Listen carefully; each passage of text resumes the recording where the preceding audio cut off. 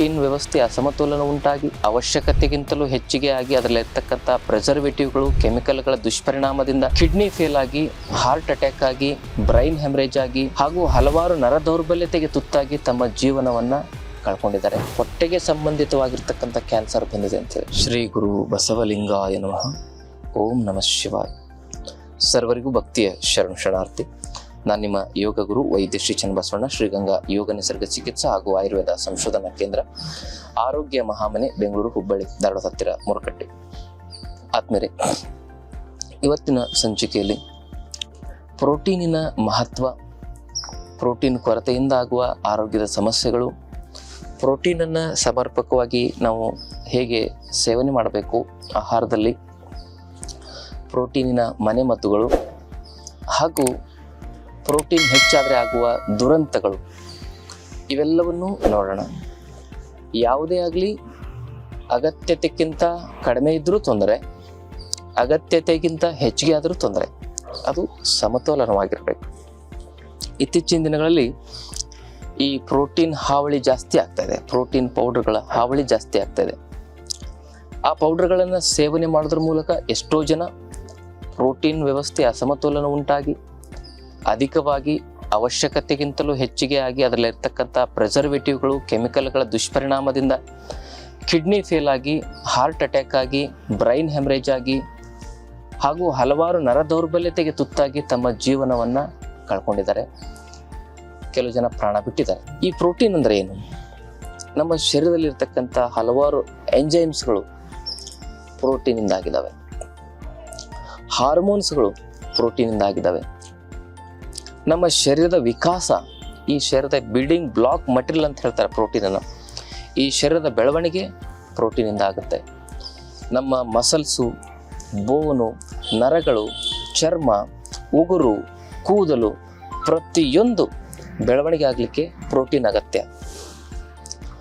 ದೇಹದ ಪ್ರತಿಯೊಂದು ವ್ಯವಸ್ಥೆಯು ಕೂಡ ಬೆಳವಣಿಗೆ ಆಗಲಿಕ್ಕೆ, ಅದಕ್ಕೆ ಶಕ್ತಿ ಬರಲಿಕ್ಕೆ ಪ್ರೋಟೀನ್ ಇದ್ದರೆ ಶಕ್ತಿ, ಪ್ರೋಟೀನ್ ಅಂದರೆ ಬಲ. ಹಾಗೆ ಪ್ರೋಟೀನಿಂದ ನಮ್ಮ ಶರೀರದಲ್ಲಿ ಹಾರ್ಮೋನ್ಸ್ಗಳ ಫಂಕ್ಷನ್ ಆಗಿರ್ಬೋದು, ಎಂಜೈಮ್ಸ್ಗಳ ಫಂಕ್ಷನ್ ಆಗಿರ್ಬೋದು, ಇಮ್ಯುನಿಟಿ ಫಂಕ್ಷನ್ ಕೂಡ, ಇಮ್ಯೂನ್ ಸೆಲ್ಸ್ಗಳು ಅವು ಕೂಡ ಪ್ರೋಟೀನಿಂದನೇ ಆಗಿರ್ತವೆ. ಹಾಗೆ ಇವೆಲ್ಲವುಗಳಿಗೂ ಪ್ರೋಟೀನ್ ಅತ್ಯಗತ್ಯ.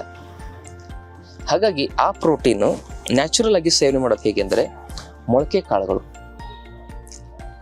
ಅತಿ ತುಂಬ ಪ್ರೋಟೀನ್ ಕೊರತೆ ಇತ್ತಂದರೆ ಉದ್ದಿನ ಕಾಳು.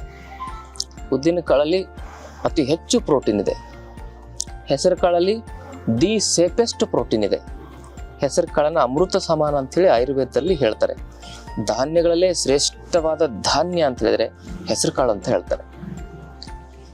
ಹಾಗೆ ಹೆಸರು ಕಾಳು ಮತ್ತು ಹುರುಳಿಕಾಳು, ಕಡಲೆಕಾಳು, ಇದರಲ್ಲಿ ಯಾವುದಾದ್ರೂ ಒಂದೊಂದು ಕಾಳು ಒಂದೊಂದು ತಿಂಗಳು. ಭಾಳ ಜನ ಮಕ್ಕಳಿಗೆ ಬೆಳಿಗ್ಗೆದ್ದು ಏನು ಕೊಡಬೇಕು, ಬ್ರೆಡ್ ಬಿಸ್ಕಿಟ್ ಚಾಕ್ಲೇಟ್ ಕೊಟ್ಬಿಡ್ತಾರೆ. ಏನು ಕೊಡ್ಬೇಕಂತ ಕೈಯೇ ಓಡಲ್ಲ ಅವ್ರಿಗೆ.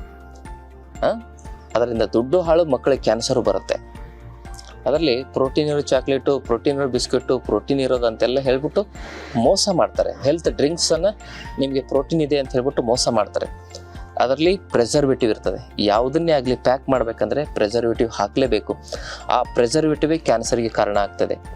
ಮೊನ್ನೆ ತಾನೇ ಕಿದ್ವಾಯಿ ವರದಿ ಆಗಿದೆ. 4 ವರ್ಷದಲ್ಲಿ 3 ಲಕ್ಷ ಜನರಿಗೆ ಹೊಟ್ಟೆಗೆ ಸಂಬಂಧಿತವಾಗಿರ್ತಕ್ಕಂಥ ಕ್ಯಾನ್ಸರ್ ಬಂದಿದೆ ಅಂತೇಳಿ. ಅಂದರೆ ಕಾರಣ ಪ್ರಿಸರ್ವೇಟಿವ್ ಹಾಕಿರ್ತಕ್ಕಂಥ ಈ ಹೆಲ್ತ್ ಡ್ರಿಂಕ್ಸ್ಗಳು, ಪ್ರೋಟೀನ್ ಡ್ರಿಂಕ್ಸ್ಗಳು. ಅದಕ್ಕಾಗಿ ಮನೆಯಲ್ಲೇ ನೀವು ಪ್ರೋಟೀನ್ ಪೌಡ್ರನ್ನ ಮಾಡಿ ಇಟ್ಕೊಳ್ಳಿ ನ್ಯಾಚುರಲ್ ಆಗಿ. ಉದ್ದಿನ ಕಾಳು, ಹೆಸರು ಕಾಳು ಮತ್ತು ಹುರುಳಿಕಾಳು ಇದನ್ನೆಲ್ಲವನ್ನು ಹುರಿದು ಪುಡಿ ಮಾಡಿಟ್ಕೊಳ್ಳಿ. ಒಂದು ಅರ್ಧ kg ಪುಡಿ ಮಾಡಿಟ್ಕೊಳ್ಳಿ. ಅಂದರೆ ಜಾಸ್ತಿ ದಿವಸ ಹಿಟ್ಟು ಇಡಬಾರ್ದು, ಅದರದ್ದು ಶಕ್ತಿ ಕಡಿಮೆ ಆಗುತ್ತೆ.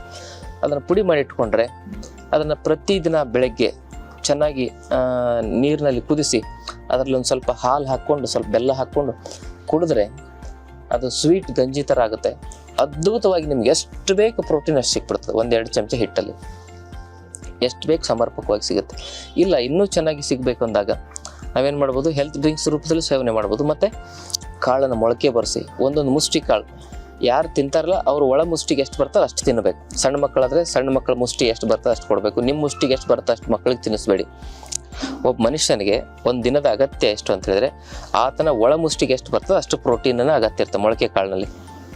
ಅದಕ್ಕೆ ಒಂದು ಮುಷ್ಟಿ ಮೊಳಕೆ ಕಾಳು ಅದ್ರ ಜೊತೆಗೆ ಬೆಲ್ಲ ಹಾಕಿ ಮಕ್ಕಳಿಗೆ ಕೊಡಿ, ನೀವು ತಿನ್ನಿ, ನಿಮಗೆ ಪ್ರೋಟೀನ್ ಕೊರತೆನೇ ಬರೋದಿಲ್ಲ.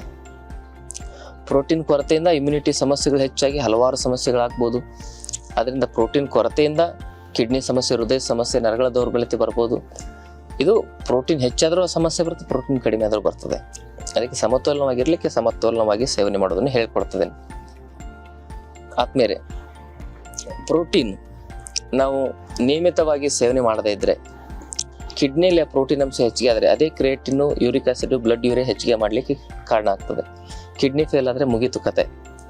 ಲಿವರ್ನ ಫ್ಯಾಟ್ ಮೆಟಬಲಿಸಮನ್ನು ಇಂಬ್ಯಾಲೆನ್ಸ್ ಮಾಡುತ್ತೆ, ಹಾರ್ಟಲ್ಲಿ ಬ್ಲಾಕೇಜಸ್ ಮಾಡುತ್ತೆ, ಬ್ರೈನಲ್ಲಿ ಹೆಮರೇಜಸ್ ಮಾಡುತ್ತೆ. ಅಧಿಕವಾದರೆ ನಿಯಮಿತವಾಗಿ ಸೇವನೆ ಮಾಡಿದ್ರೆ ಹಾರ್ಟ್ ಬ್ಲಾಕೇಜ್ ಇದ್ರೆ ಅದನ್ನು ತೆಗೀತದೆ, ಕಿಡ್ನಿಯಲ್ಲಿ ಬ್ಲಾಕೇಜ್ ಇದ್ರೆ ತೆಗೀತದೆ, ಬ್ರೈನಲ್ಲಿ ಹೆಮರೇಜ್ ಇದ್ರೆ ತೆಗೀತದೆ, ಲಂಗ್ಸಲ್ಲಿ ಸಮಸ್ಯೆಗಳಿದ್ರೆ ತೆಗೀತದೆ. ನಿಯಮಿತವಾಗಿ ಸೇವನೆ ಮಾಡಿದ್ರೆ ಆ ಸಮಸ್ಯೆಗಳಿದ್ರೂ ಕೂಡ ವಾಸಿ ಆಗುತ್ತೆ, ಕೊರತೆ ಇದ್ರೂ ಕೂಡ ನಿವಾರಣೆ ಆಗುತ್ತೆ. ಹೆಚ್ಚಾಗಿ ಸೇವನೆ ಮಾಡಿದ್ರೆ ಸಮಸ್ಯೆಗಳು ಹೆಚ್ಚಾಗ್ತವೆ. ಅದಕ್ಕೆ ಅತಿ ಆದರೆ ಅಮೃತನ ವಿಷ ಅಂತ ಹೇಳಿ ನಮ್ಮ ಹಿರಿಯರು ಹೇಳಿದ್ದನ್ನು ನಾವು ನೆನಪಿಸ್ಕೊಳ್ಬೇಕು. ಅದಕ್ಕಾಗಿ ಈ ಒಂದು ಅತಿಯಾಗಿ ಸೇವನೆ ಮಾಡೋದು ಬಿಡಬೇಕು.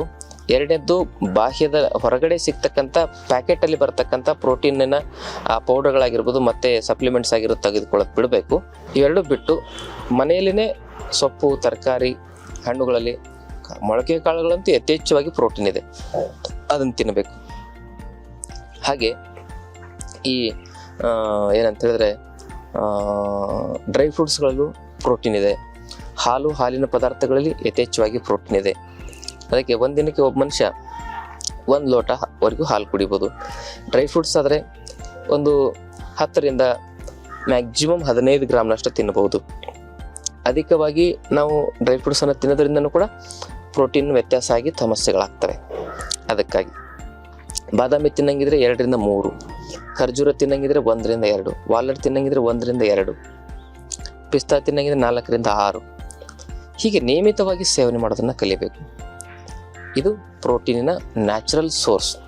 ಪ್ರೋಟೀನ್ ದೇಹದ ಶಕ್ತಿಗೆ, ದೇಹದ ಒಂದು ಕ್ರಿಯಾಶಕ್ತಿಗೆ, circulatory system, endocrine system, respiratory system ಹಾಗೂ ಡೈಜೆಸ್ಟಿವ್ ಸಿಸ್ಟಮ್ಗೆ ಪ್ರೋಟೀನ್ ಬಹಳ ಅಗತ್ಯವಾಗಿರ್ತಕ್ಕಂಥದ್ದು. ಅಂದರೆ ಜೀರ್ಣಶಕ್ತಿಗೆ, ಉಸಿರಾಟದ ವ್ಯವಸ್ಥೆಗೆ ಮತ್ತು ಸಂಚಾರದ ವ್ಯವಸ್ಥೆಗೆ. ನಮ್ಮ ರಕ್ತನೂ ಕೂಡ ಒಂದು ಪ್ರೋಟೀನ್ ಅಂಶ, ಹಿಮೋಗ್ಲೋಬಿನ್.